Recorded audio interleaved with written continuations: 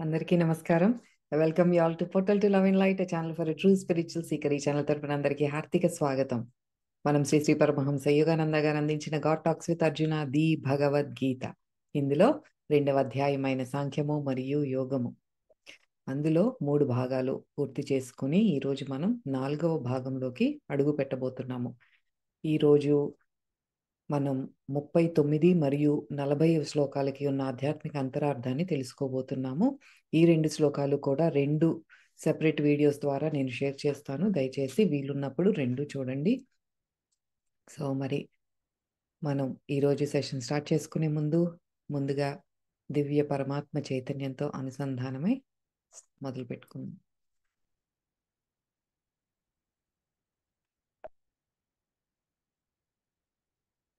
ఓం శ్రీ గురుభ్యో నమః. ఓం శ్రీకృష్ణ పరమాత్మనే నమః. ఓం శ్రీమాత్రే నమః. ఓం సాయిరామ్. ఓం సాయిరామ్. ఓం సాయిరామ్.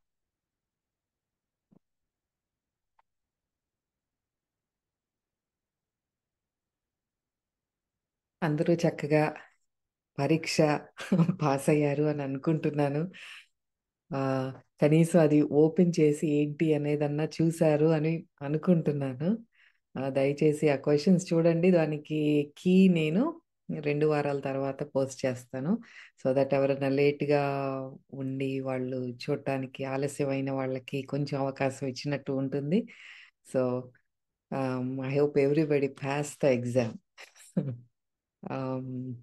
నెక్స్ట్ కూడా మనకి యోగం ఈ భాగం అయిపోయిన తర్వాత ఇంకొకటి పెట్టుకుందాం. అంటే జస్ట్ చెక్ మనకు అర్థమైందా లేదా, ఎంత లోతులోకి అర్థమైంది తెలుసుకోవటానికి ఒక కొలమానిక, ఒక మెజర్మెంట్ అది.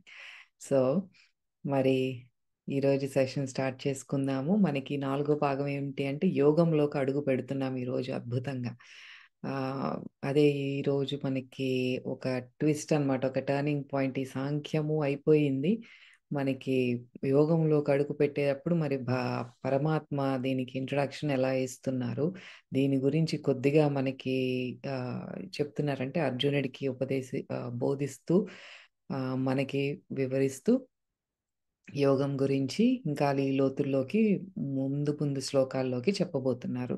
ఈ యోగం అనేది ఏంటి అంటే, నా వెనకాల రాశాను కదా, మనలో ఉన్న అనేక సందేహాలకి ఎంతో కన్ఫ్యూజన్ ఉంది, మనకి ఎంతో గందరగోళం లోపలుంది. మనకి అసంతృప్తితో ఉన్న మనకి, మన మేధో అసంతృప్తికి వీటన్నిటికీ కూడా విరుగుడు, రెమెడీ అన్నమాట. మనకి ఏదైతే లోపల జరుగుతోందో వాటన్నిటికీ పరిష్కార మార్గం పరమాత్మ మనకి ఈ యోగం అనే ఈ భాగం ద్వారా మనకి అందజేస్తున్నారు. మరి ఇంకా ఆలస్యం ఎందుకు, చక్కగా సాయి మేడంని ఇన్వైట్ చేసుకొని 39వ శ్లోకం పాటించుకుందాము. దాని తర్వాత ఆ లోతుల్లోకి వెళ్ళి చూద్దాం. Okay, over to you Sai madam.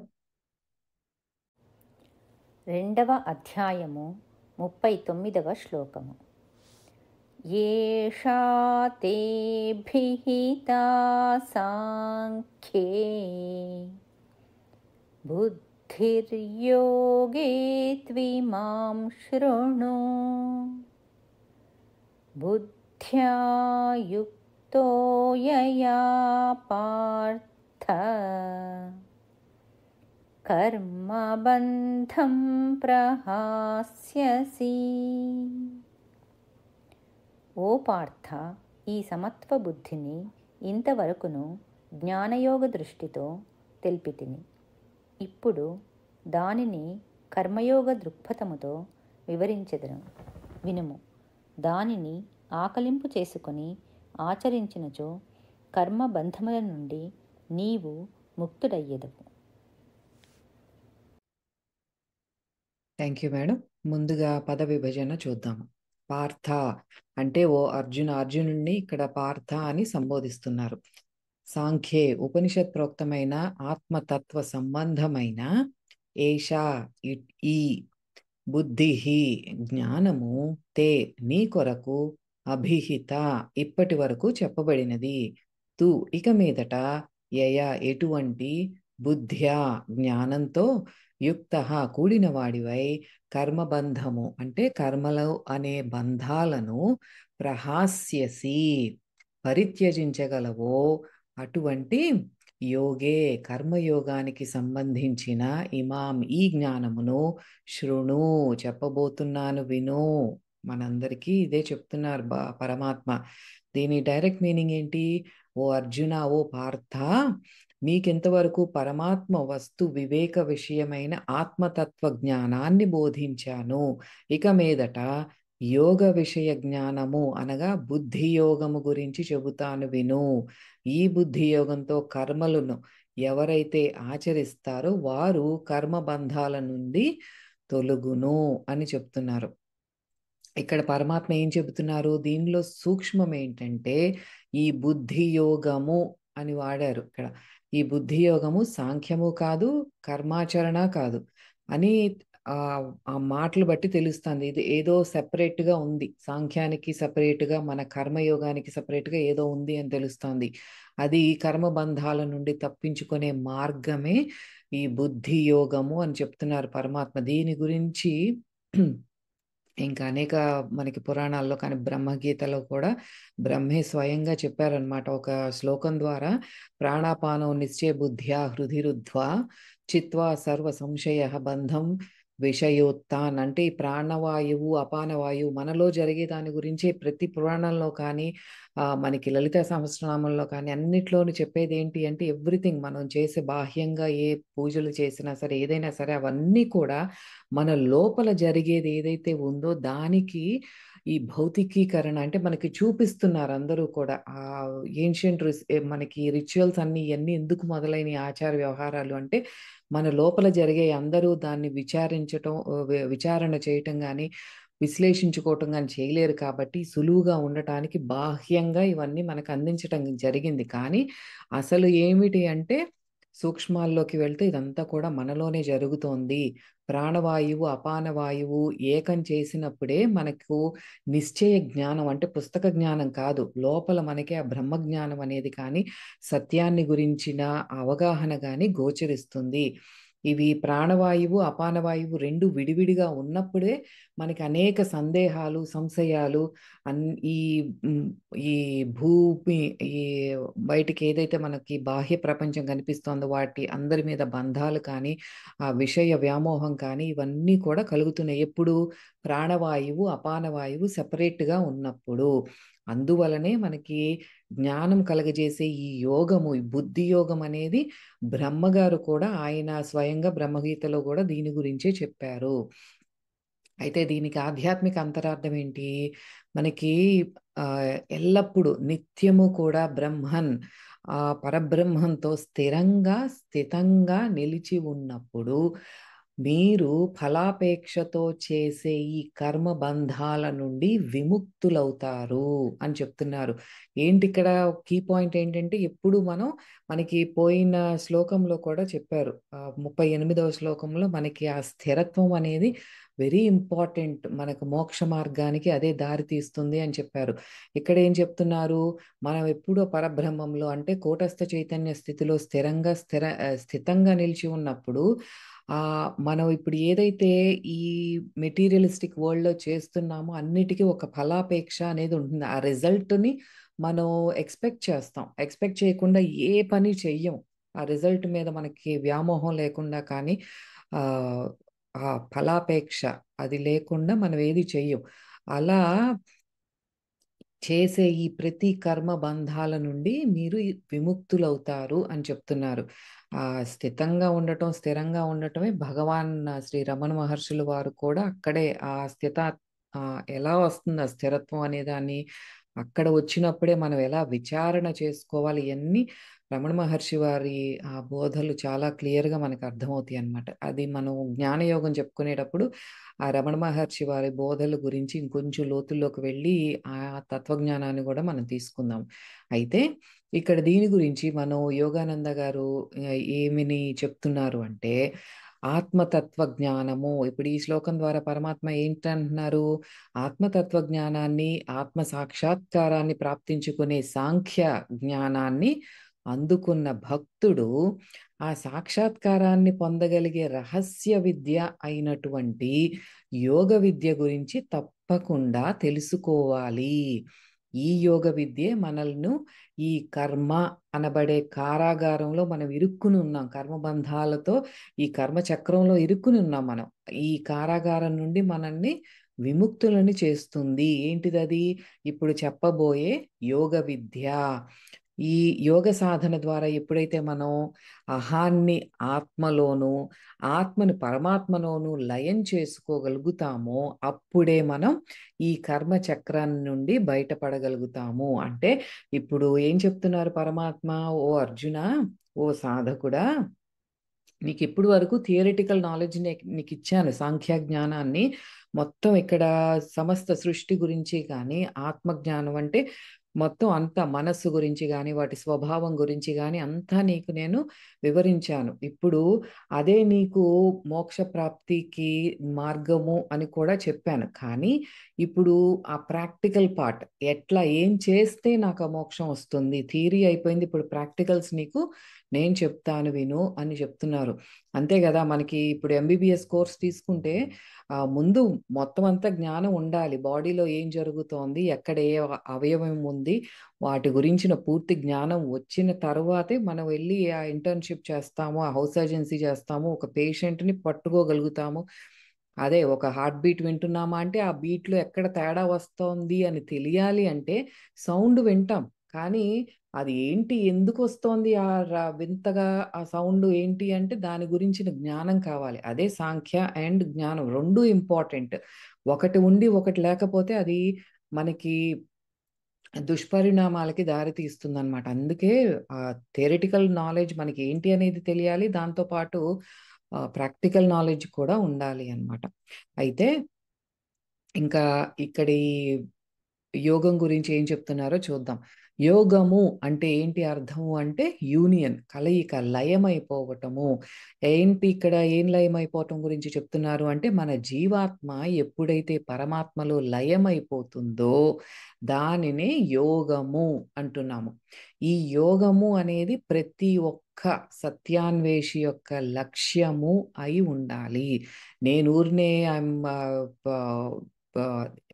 ఆధ్యాత్మికతలో ఉన్నాను, నేను స్పిరిచువల్ సీకర్ని అనుకుంటే సరిపోదు.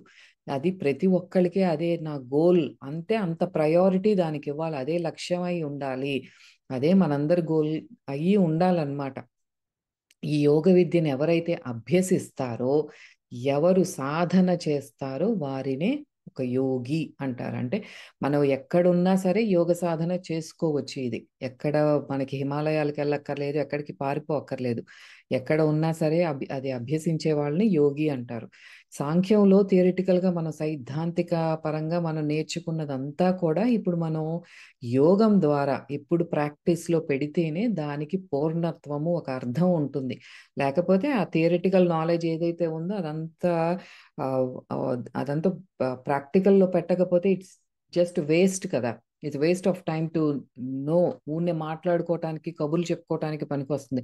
అబ్బాయి ఎంత బాగా మాట్లాడుతున్నాడు వీడు, ఎంత ఆధ్యాత్మిక జ్ఞానం ఉంది అని చెప్పుకోవటానికి పనికొస్తుంది. కానీ దాని సాధనలో పెడితేనే దానికి పూర్ణత్వం అనేది వస్తుంది అనమాట.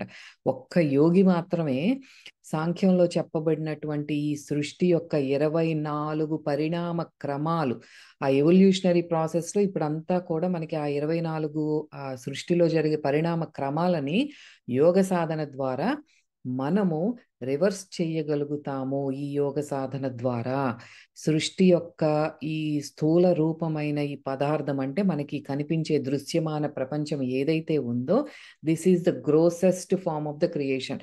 మనకి ఈ సాంఖ్య మరియు యోగము మొదలు పెట్టుకున్నప్పుడు వెరీ ఫస్ట్ ఎపిసోడ్ ఆ 1Aలో సాంఖ్యం గురించి, అది దేని గురించి మాట్లాడతాము మేము, మనకి 24 అంశాలు ఏంటి సాంఖ్యంలో, దేని గురించి మాట్లాడతారు, ప్రకృతి, పురుషుడు, ఇవంతా కూడా ఎక్స్ప్లెయిన్ చేశాను. ఇక్కడ మళ్ళీ అదే చెప్తున్నారనమాట. ఈ ప్రకృతి అంటే దృశ్యమాన ప్రపంచము అనేది స్థూలమైనది, గ్రోసెస్ట్ ఫార్మ్ ఆఫ్ క్రియేషను. ఇది ఎక్కడి నుంచి వచ్చింది? మొత్తం అంతా ప్రతిదీ వచ్చింది శుద్ధ చైతన్యం నుండే. ఆ చైతన్యం నుండి ఒక చైన్ లాగా ఒకదాని నుండి ఒకటి ఆ పరిణామ క్రమంలో ఏమవుతోంది, దాని ఫ్రీక్వెన్సీ తగ్గుతోంది. అంటే దాని శక్తి తగ్గుతూ తగ్గుతూ తగ్గుతూ వచ్చి మనకి ఈ భౌతిక దృశ్యమాన ప్రపంచం అనేది ఏర్పడింది. అంటే ఆ కాన్షియస్నెస్ చైతన్యం నుంచి ఈ భౌతిక దృశ్యమాన ప్రపంచం మ్యాటర్ అనేది ఫామ్ అయింది. మళ్ళీ ఇప్పుడు ఏం జరుగుతోంది, మనం యోగ సాధన ద్వారా మళ్ళీ అదే క్రమంలో రివర్స్ ఆర్డర్లో వెళ్తున్నాం. ఈ భౌతికంలో నుంచి జలతత్వము మళ్ళీ అగ్ని ఇట్లా వెనక్కి వెనక్కి వెనక్కి వెళ్ళిపోయి అలా పరమాత్మలో మనం లయమవుతున్నాము. పరమాత్మ నుండే అందరము వచ్చాము. మళ్ళీ పరమాత్మలోకే వెనక్కి లయమైపోతున్నాము. దానికి తోడ్పడే ఆ సాధనే యోగ సాధన. ఎలా అంటే మనం ఇప్పుడు చేపని పరిచాము, ఆ చేపను మళ్ళీ చుట్టుకుంటున్నాం అనమాట. మడత పెట్టి మళ్ళీ చుట్టుకొని వెనక్కి వెనక్కి వెనక్కి వెళ్తున్నాము. అయితే సాధన ద్వారా స్థూలంగా ఉన్న ఈ పాంచభౌతిక శరీరము, ఈ పంచభూతాలతో బాహ్యంగా ప్రకటితమవుతున్న మనలో ఉన్న పంచ జ్ఞానేంద్రియాలు, అంటే ఈ పంచేంద్రియాలు ఉన్నాయి కదా, అవి వాటితో పాటు ఈ పంచ కర్మేంద్రియాలు ఏదైతే మనం కర్మలు చేస్తున్నామో, నిత్యం పని చేసుకుంటున్నామో, వీటన్నింటికి స్థూలం నుండి సూక్ష్మంగా ఒక్క సాధకుడు మాత్రమే విశ్లేషించగలడు. మనకి ఏదైతే ఇదందరికీ కనిపిస్తుందో, నాకు చేతులున్నాయి, నాకు కళ్ళున్నాయి, చెవులున్నాయి, బాహ్యంగా ఇవన్నీ కనిపిస్తాయి. కానీ ఒక యోగి మాత్రమే, ఒక సాధకుడు మాత్రమే విశ్లేషించగలడు. ఏంటి దీని వెనకాల ఏం జరుగుతోంది? నాకు కళ్ళు ఉన్నాయి, కానీ ఈ చూపునిచ్చేది ఎవరు? ఆ చూపుకి శక్తినిచ్చేది ఎవరు? అంటే ఆ కంటికి ఆ విషయం ఏంటి అంటే చూపు. ఆ చూపు ఉండాలి అంటే లోపల ఏదో జరుగుతోంది. దానికి ఏదో ఒక శక్తి ఉంది. ఇవన్నీ కూడా విశ్లేషించేది ఎవరు అంటే ఒక యోగ సాధకుడే అని చెప్తున్నారు.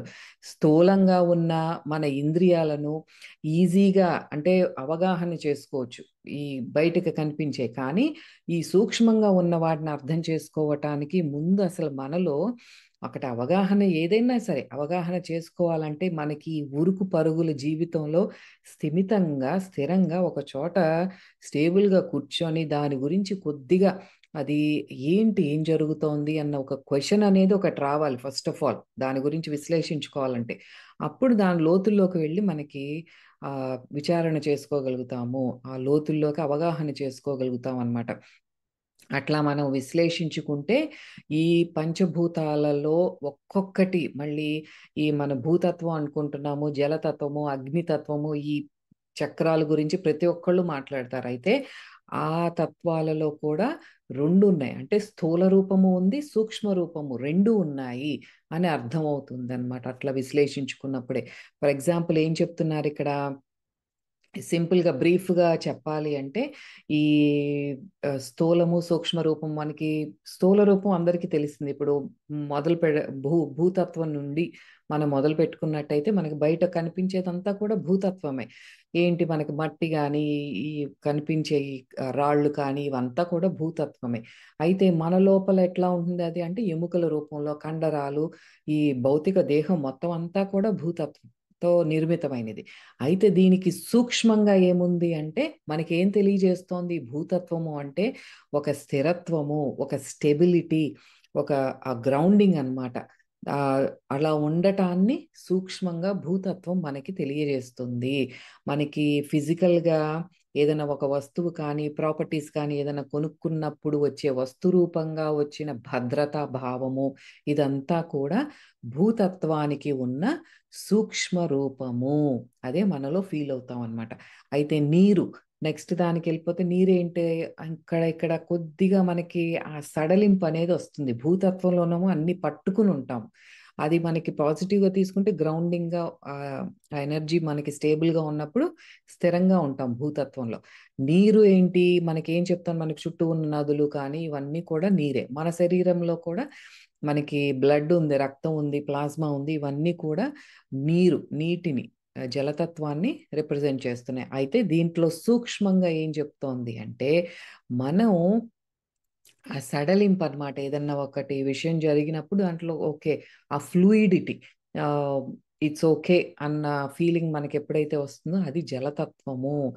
అదే మనకు ఏదన్నా సిచ్యువేషన్స్, పరిస్థితులు జరిగినప్పుడు దాటికి అనుకూలంగా మనల్ని మనం ఎప్పుడైతే అడాప్ట్ చేసుకోగలుగుతామో, అనుకూలంగా మనల్ని మనం మలుచుకుంటున్నాము, అది ఆ ఫ్లూయిడిటీ జలతత్వాన్ని రిప్రజెంట్ చేస్తుంది సూక్ష్మంగా మనలో. ఫైర్ అగ్నితత్వం ఏంటి, మనకి బయట కనిపించే వేడి కానీ సూర్యరశ్మి కానీ, మన దేహంలోనేమో మనకి ఆ జఠరాగ్ని, మన ఆ బాడీ కూడా మనకి 98.4 డిగ్రీస్లో ఉంటుంది, అదంతా కూడా అగ్ని. ఇదంతా కూడా మనకి లోపల జరుగుతుంది. అయితే దీనికి సూక్ష్మ రూపం ఏంటి, మనం ఎలా ఉంటాం అగ్నితత్వం ఉన్నప్పుడు అంటే మంచి విల్ పవర్తో, సంకల్ప శక్తితో ఉంటాం అనమాట. ఆ మెంటల్ ఎనర్జీ అనేది ఎక్కువ ఉంటుంది. ఏదన్నా ఫుడ్ డైజెస్ట్ చేసుకోవాలన్నా కూడా జీర్ణం చాలా బాగా అవ్వటం కానీ, ఇటు ఈ వ్యక్తులు ఎక్కువ పట్టుదలతో ఉండటం కానీ ఇలా కనిపిస్తారు అగ్నితత్వంతో ఉన్నవాళ్ళు. అయితే వాయువు, ఈ వాయువు ఏంటంటే మనకి బయట ఈ ఆ, గాలి, ఇది మన లోపల ఏంటంటే శ్వాస. అయితే దీనికి సూక్ష్మంగా ఏంటి అంటే మనకి కనిపించేది ఏంటి అంటే ఆ సృజనాత్మకత, ఆ క్రియేటివిటీ అనేది వాయుతత్వానికి సంబంధించింది. అండ్ కమ్యూనికేషన్, వీళ్ళలో వాయుతత్వం అనేది మనకి ఆ స్టేబుల్గా ఉన్నప్పుడు మంచి కమ్యూనికేషన్ స్కిల్స్, మాట్లాడగలగటం కానీ, ఎటువంటి సంకోచం లేకుండా సంభాషించగలగటం చేయగలరు.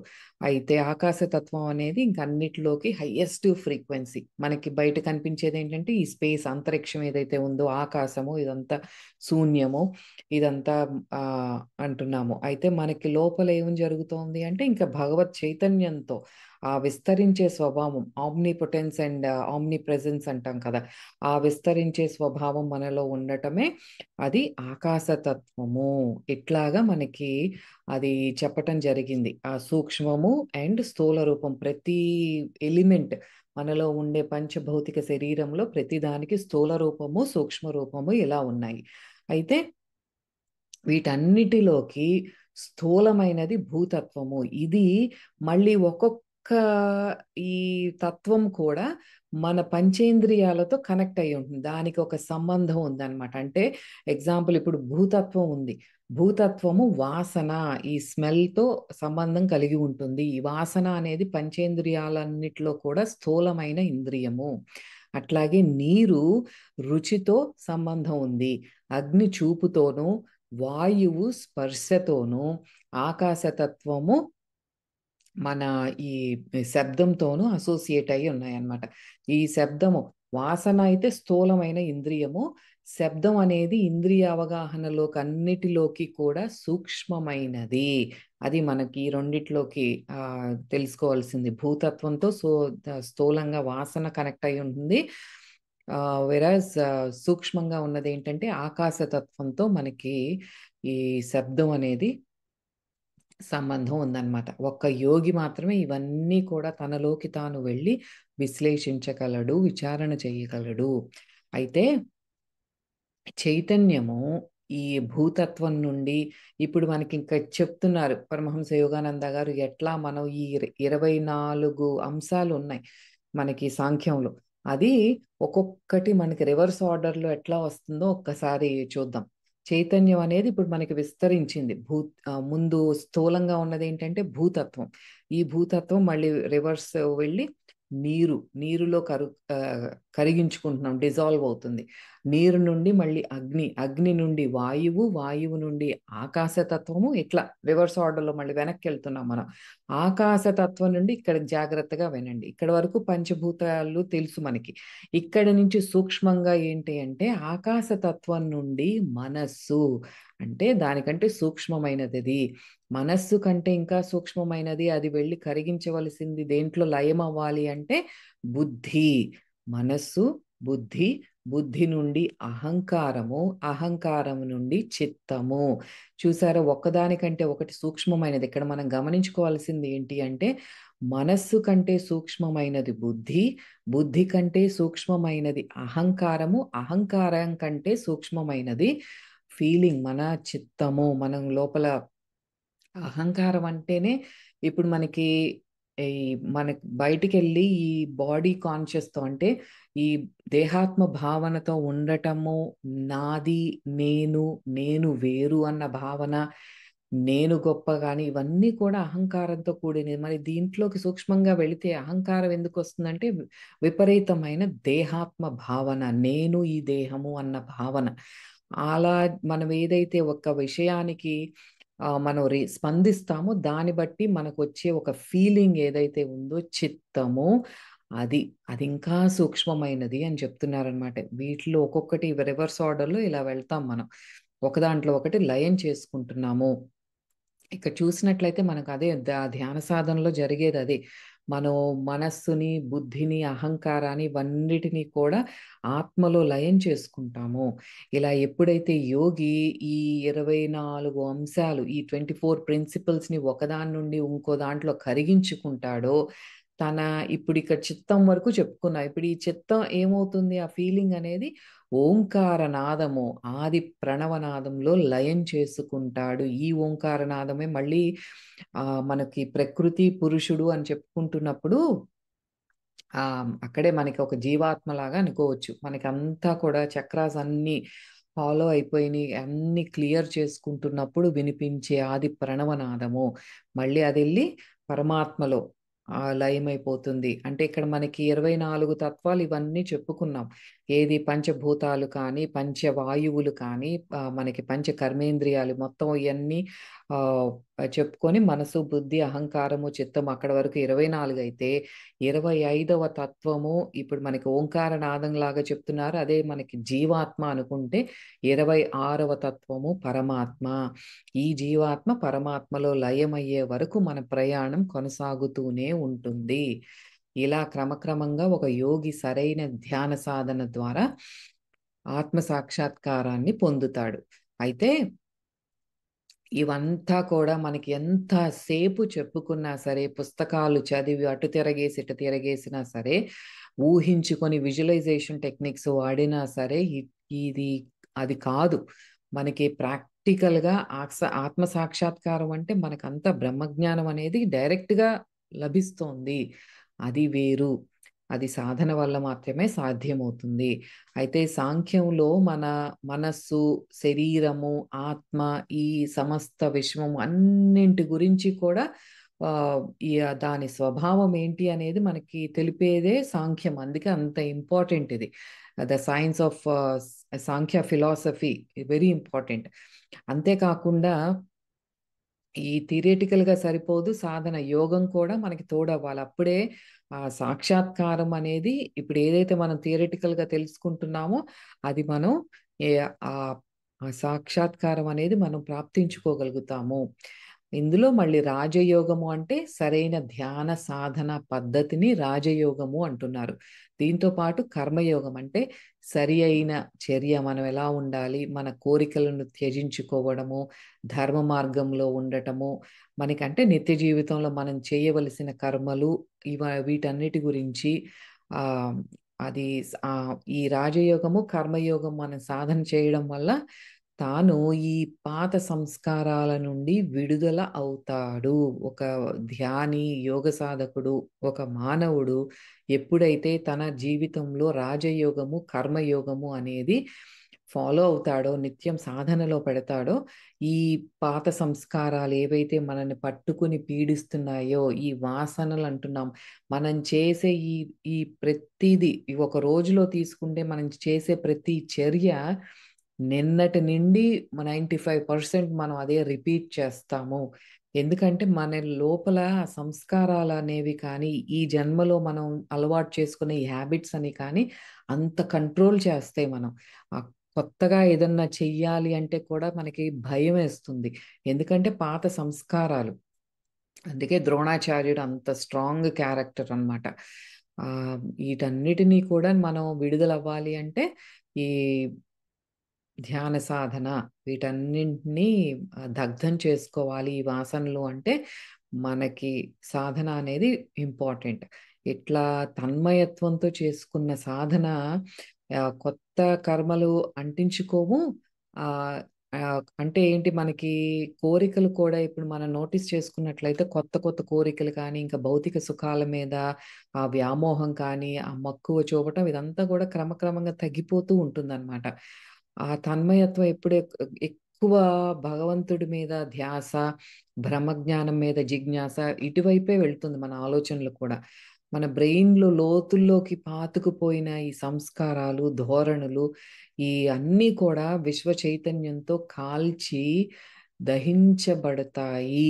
ఎప్పుడు అంటే మనకి యోగ సాధనలో ఎప్పుడైతే మనం ఆ ఎనర్జీని పైన బ్రెయిన్ సెంటర్స్‌లోకి పంపించుకుంటున్నామో, సాధన చేస్తున్నామో, అదంతా ప్రాణవాయువుని అధికం చేసుకుంటున్నామో, అది గ్రాడ్యుయల్‌గా అపాన వాయువుతో మనం లయం చేసుకొని, ఇంకా అది ఎక్స్‌పాండ్ చేసుకుంటున్నాం. అంటే ఏంటి, బాడీ అంతా కూడా హీట్ ఫస్ట్ జనరేట్ అవుతుంది. అది మళ్ళీ పైకి తీసుకువెళ్తూ ఉన్నప్పుడు బ్రెయిన్ సెంటర్స్ అన్నీ కూడా మనకి ఎనర్జీ మనం ఆహ్, స అది ప్రతి ఒక్క కణాన్ని మనం ఎనర్జైజ్ చేసుకుంటున్నాం అనమాట. అంటే ఆ పాత సంస్కారాలు అవన్నీ కూడా దగ్ధం చేసుకుంటున్నాము.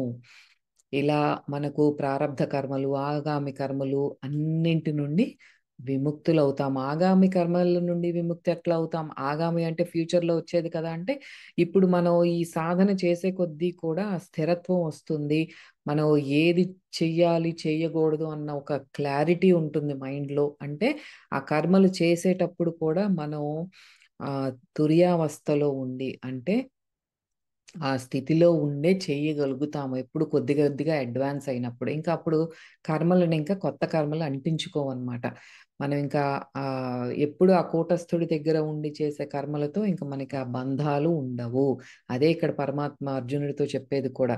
ఏ కర్మ చేస్తే ఆహ్, నీకా ఆ పాపము అనేది అంటదో నేను చెప్తాను విను అర్జున అనే కదా మనం చెప్తున్నారు.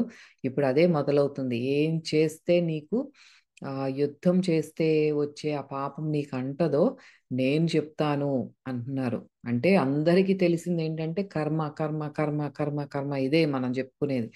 ఆ కర్మ ఉంది, కర్మలు అనుభవించాలి తప్పదు అని. కానీ ఇక్కడ పరమాత్మ చెప్పే సూక్ష్మం ఏమిటంటే కర్మ సిద్ధాంతం ఉంది. కర్మలు అనుభవించాలి అనేది ఉంది. కానీ ఓ సాధకుడా, నేను నీకు ఒక గోప్యమైన రహస్య విద్యను నేను చెబుతాను విను అని భగవద్గీత మొత్తంలో కూడా అంతా ఆహ్, గోప్యంగా ఒక్కొక్క అధ్యాయంలో మనకి సాధన గురించిన శ్లోకాలు కొన్ని ఉన్నాయి. దాన్ని హైలైట్ చేసుకొని మనం చదువుకుందాము. దాంతో పాటు సాధన కూడా ఒక సరి అయిన గురువు దగ్గర అభ్యసించి మనం దాన్ని ప్రాక్టీస్ చేసుకోవాల్సిన ప్రాముఖ్యత దానికి ఎంతో ఉంది. అయితే ఒక వ్యక్తి ప్రవర్తన తప్పుగా ఉందా? లేదా ధర్మంగా, న్యాయంగా ఉందా? అన్నదానికి ఈ వాసనలే డిక్టేట్ చేస్తాయి. మనకి పూర్వజన్మ వాసనలే మనం ఈ జన్మలో ఏం చేస్తున్నాం అనేది మనం డిక్టేట్ చేస్తాయన్నమాట. కానీ మనకి తెలుసుకోవాల్సిందేంటంటే ఒక ఫ్రీ విల్, ఇచ్ఛా, స్వేచ్ఛ అనేది ఒకటుంది మనకి. అది ఎంత శక్తివంతమైందంటే ఆహ్, అది భగవంతుడు కూడా మన ఇచ్ఛాశక్తి, మనం ఫ్రీ విల్‌తో మన సోల్ ప్లాన్‌లో ఒకటి తెచ్చుకున్నాం. కానీ ఈ భూమి మీదకొచ్చిన తర్వాత మన సోల్ ప్లాన్ మర్చిపోయి, మన ఇచ్ఛా స్వేచ్ఛతో నేను ఒక ఆహ్, తాగుడికి బానిసవుతానని కానీ, నేను ఒక ఒక వైలెంట్‌గా నేను బిహేవ్ చేస్తాను. పక్కనాళ్ళందరిని హింసిస్తాను అని ఈ భూమి మీదకొచ్చిన తర్వాత ఫ్రీ విల్‌తో తన నిర్ణయం తీసుకొని అలాంటి లైఫ్ స్టైల్ ఫాలో అయ్యే వాళ్ళని భగవంతుడు కూడా దగ్గరికి రాడు. ఎందుకంటే దట్స్ హిస్ ఫ్రీ చాయిస్. తనకివ్వబడిన గిఫ్ట్ అది ఫ్రీ విల్ అనేది. అది చాలా శక్తివంతమైనది. దాంతో మనం ఏదైనా సాధించొచ్చు. ఒక సామాన్య మానవుడు ఎక్కువ శాతం ఈ వాసనల చేత, పాత అలవాట్ల చేతనే ప్రేరేపించబడతాడు. చాలా తక్కువ శాతం తనలోని ఆ ఇచ్ఛా స్వేచ్ఛను సరైన మార్గంతో ఉపయోగించుకోగలడనమాట. ఎక్కువ 95% పాత వాసనలతోనే ముందుకెళ్తా ఉంటాడు. అయితే ఎప్పుడు కోరికల వలయంలో చిక్కుకొని ఎప్పుడు దుఃఖంలోనే ఉంటాడు ఒక సామాన్య మానవుడు. వేరాజ్ ఒక ఆధ్యాత్మిక సాధకుడు, ఒక యోగి ఈ వాసనలన్నింటి నుండి కూడా క్రమక్రమంగా బయటపడి తన ఇచ్ఛ ఒక్కటే, అదే ఈశ్వరుడితో లయమవ్వడం అనే ఇచ్ఛ మాత్రమే నాకు ఉంది. తన ఇచ్చే భగవతేచ్ఛ. Man's will is then God's will. నా ఇచ్ఛ ఒక్కటే, భగవంతుడే. అదే అది ఆ యోగికిలో వచ్చే మార్పులు ఇవన్నమాట. సామాన్య మానవుడు ఎప్పుడు కోరికల వలయంలోనే ఉంటాడు. అందుకే అంత దుఃఖం అనేది ఉంటుంది. అలా అని మళ్ళీ బలవంతంగా వస్తువులు, కోరికలు త్యజించినంత మాత్రాన మనం ఫ్రీ అయిపోము. ఇంకా బలవంతంగా అమ్మో నాకు కోరిక వచ్చింది, నాకేదో ఒక నగ కొనుక్కోవాలని అనిపించింది, ఒక బట్ట, ఒక చీరలు ఏదో మంచి కంచిపట్టు చీర కొనుక్కోవాలని ఉంది, కానీ ఆధ్యాత్మికతలో ఇవన్నీ త్యజించాలి అంటున్నారు అని బలవంతంగా మనం ఆ కోరికని సప్రెస్ చేసుకున్నంత మాత్రాన అదేం అవ్వదు. మనమేమి విడుదలైపోము ఆ కోరికల వలయంలో నుంచి. త్యజించిన మనసుకి ఇంకా రుచికరమైనది ఏదో ఇవ్వాలి. అంటే ఒక బిడ్డ నుండి తనకి ఫేవరెట్ టాయ్ ఒకటి తీసేసుకున్నాం. మంచి తను రోజు ఆడుకునే బొమ్మ తీసేసుకున్నప్పుడు, ఆ బొమ్మ కంటే ఇంకా ఇంట్రెస్టింగ్‌గా ఉండేది ఇంకో బొమ్మ ఏదో ఇస్తేనే ఆ పిల్లవాడు హ్యాపీగా ఉంటాడు. అలాగే మనకి ఈ కోరికలను త్యజించాము సరే, ఆ మనస్సుకి కదా! మనము అంటే అక్కడేంటి మనస్సుకి ఆ కోరిక అనేది, కోరిక తీర్చుకుంటం అనేది నచ్చింది. కానీ ఇప్పుడు కోరికను నేను త్యజించాలి అన్నప్పుడు ఆ మనసుకి ఇంకా రుచికరమైనది, ఇంకా ఏదో ఒక ఎక్స్టాటిక్ ఫీలింగ్ ఇచ్చేది దానికివ్వాలి. అదే గాఢ ధ్యాన స్థితిలో అనుభవించే ఆ బ్లిస్ ఏదైతే ఉందో, ఆ బ్రహ్మానందం ఏదైతే ఉందో, దానిని ఎప్పుడైతే ఆ మనసు రుచి చూస్తుందో, ఈ ఇంద్రియాలతో వచ్చే తాత్కాలికమైన అనుభూతులు, అది ఇయన్నీ కూడా అబ్బా! ఈ బ్రహ్మానందంతో కంపేర్ చేస్తే ఇది నథింగ్ కదా అన్నట్టు ఆ మనసు అనుకోవాలి. మనసు కామ్ అవ్వాలక్కడ. ఆ డిఫరెన్స్, ఆ వ్యత్యాసం ఏదైతే ఉందో అది తెలుసుకున్నప్పుడే ఇంకా సాధన వదిలిపెట్టకుండా చెయ్యాలి అని అనుకుంటాడు. ఎందుకంటే అక్కడ మనస్సు కన్విన్స్ అయ్యింది. ఇదే నాకు కావాలి అని మనసు ఎప్పుడైతే మనకి సంకల్పిస్తుందో ఇంకా మనకి ఆలోచనలు రావటం కానీ, ఇంకా ధ్యానం చేద్దామా వద్దా అన్న సందేహం కానీ ఆహ్, మనకి రాదు. సాధనలో కూర్చున్నప్పుడు కూడా లాంగర్ అవర్స్ కూర్చోగలుగుతాం. ఎందుకంటే అక్కడ మనసు కామ్ అయిపోయింది. అయితే ఇంకా అట్లా చేసినప్పుడే మనం ఇంకా ఎంతో ఉత్సాహంతో ముందుకు వెళ్తాము. ఇంకా ఆ తన్మయత్వం అనేది లోపల నుంచి ఆటోమేటిక్‌గా వచ్చేస్తుంది. ఎందుకంటే మనస్సు ఎళ్లి ఆత్మలో లయమవుతుంది కాబట్టి, ఆ తన్మయత్వ స్థితిలో ఇంకా లాంగర్ అవర్స్ మనం సాధన చేయగలుగుతాము. ఇదే మనకి ఈ శ్లోకంలో పరమాత్మ చెప్పేదేంటి అంటే, ఒక సింపుల్‌గా చెప్తున్నారు. నిన్ను ఈ కర్మ బంధాల నుండి విడుదల చేసే ఒక యోగ మార్గం ఉంది. బుద్ధి యోగము నేను ఇప్పుడు నీకు చెప్తాను పార్థ అన్నారంతే. ఇది విశ్లేషించి పరమహంస యోగానంద గారు మనకింత జ్ఞానాన్ని అందజేశారు. ఇదే 39వ శ్లోకానికి ఉన్న ఆధ్యాత్మిక అంతరార్థము. మరి నెక్స్ట్ వీడియోలో 40వ శ్లోకానికి ఉన్న ఆధ్యాత్మిక అంతరార్థాన్ని తెలుసుకుందాము. మళ్ళీ కలుద్దాము. నమస్తే.